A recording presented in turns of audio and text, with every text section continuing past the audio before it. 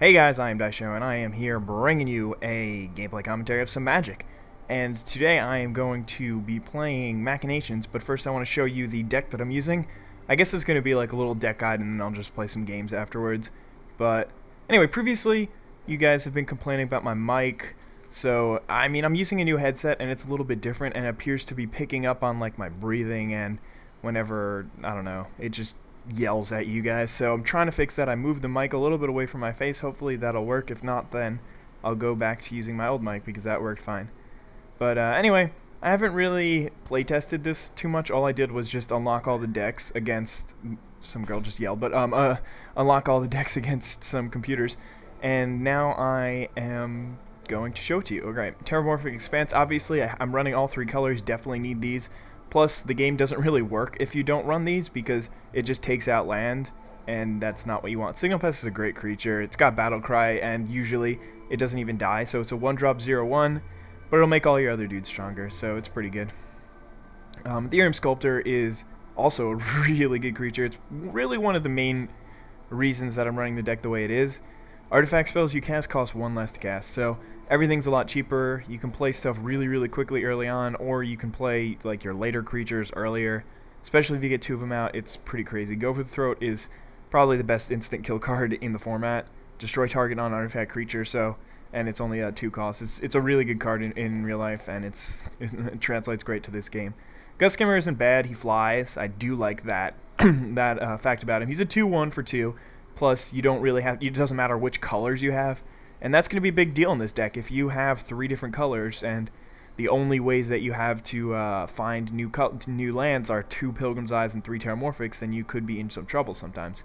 Anyway, Steel Overseer is also just like this deck is so weird because it has some single amazing cards, and then it doesn't really run so well together, but sometimes runs well together.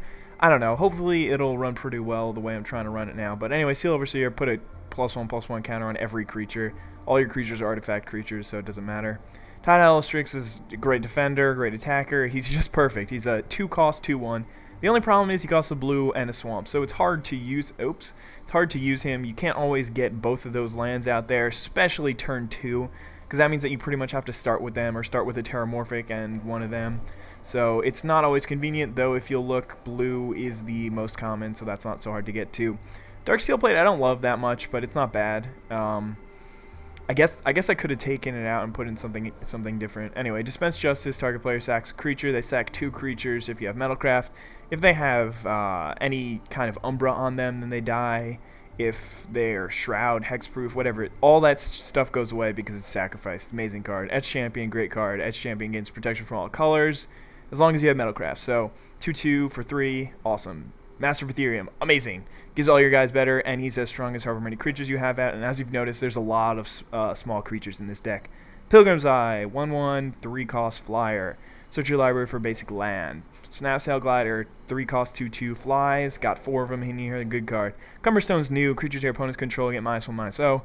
Might not seem that bad, but last year when we were playing Magic in real life, one of my friends had a couple of these, and he was just raping with them. And now I have Damnation. This card is also really good, especially in this deck, because like if you're behind at all, then you can just lay this card down and you're just golden. It destroys all creatures. They can't be regenerated. It's an amazing card. Sanctum Gargoyle, 3-cost and 1 white, so it's a 4-cost card. It's 4-cost 2/3 flyer, and it could help you out with some card advantage. You could get one of the cards that you put in the graveyard back into your hand. So it's pretty good. It's not the best card, but it's definitely useful. Sleep is amazing. It's won me so many games, more games than I can even count. Tap all creatures target player controls, so creatures don't untap during your player's next on tap step. So obviously it's a little bit of a worse version than Time Warp, because that basically just lets you attack twice. But I mean, then again, this card, it does tap the creature, so it's pretty useful, and it usually wins you the game when you have lethal on the board for 2 turns. So anyway, Mirrorworks I don't really like in this deck. I just couldn't figure out what to put in instead of it. Oh, I guess I should read what it does. Whenever a non-token artifact creature enters the battlefield, you may pay 2. If you do, put a token that is a copy of that artifact onto the battlefield. So we just make more guys. It takes 5 to play, and then the next turn you have to do it. But if you have a couple of Ethereum Sculptors or whatever, then it's not too bad.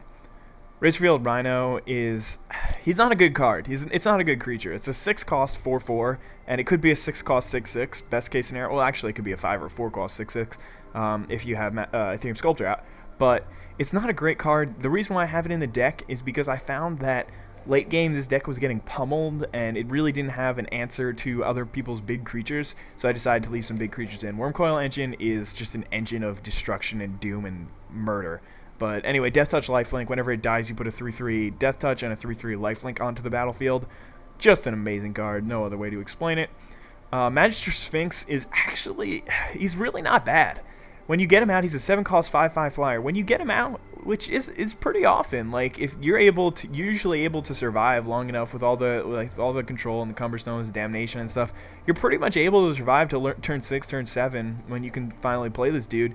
And it's only one of each, so that's not bad. And it really does help you win. Like sometimes it's not beneficial. Like if they're under 10 and you're over 10, then it kind of just sucks because then you have to gain them life. But I was playing one game where I just played, for 7 costs, I played a 5/5 flyer that did 11 damage to my opponent. So sometimes it works out really well. It does what I want a bomb to do. I play it late game, and it'll just win me the game, pretty much in a couple of turns. Not necessarily win me the game always, but... And then this guy's also just really expensive, 8 cost 5/5 flyer. At the beginning of your end step, gain 3 life if he is untapped. Otherwise, each opponent loses 3 life. So he's not good, but he's not terrible. Like, he could swing in for 9, potentially, and if he doesn't swing in, then he's a great blocker. He's a flying 6/6, and he gains you 3 life every turn. And 3 life every turn is really nothing to laugh at. The reason why I don't run these guys is because you only gain 1 life. You gain 1 or 2 per turn. It's not great. But anyway, I took out the Alpha Murs. They're just 2/1s. Hunger the Nim. I like it sometimes, but it's not good enough. Dead Reckoning costs 2 black. I never get to play it. I took out these guys. They cost 2 blue, which is, first of all, that's annoying, and also undermine. Second of all, this game doesn't know how to tap lands. When you play a creature and then that creature gains you Metalcraft, it doesn't realize to save the 2 blue open. So then you're never going to be able to play this that turn because it's always going to just tap. Like I had a situation earlier where it could have tapped. I played a Gust Skimmer, and I had 2 islands and a plains, and it tapped a plains and an island. And there's no reason for that. It could have just tapped it just tapped an island, sorry. It just tapped a plains because I had an Ethereum Sculptor out also. So it just tapped a plains, and it could have just left the 2 islands. Oh my god, it just tapped an island, and it left a plains and an island open. Sorry, guys. That was the worst example.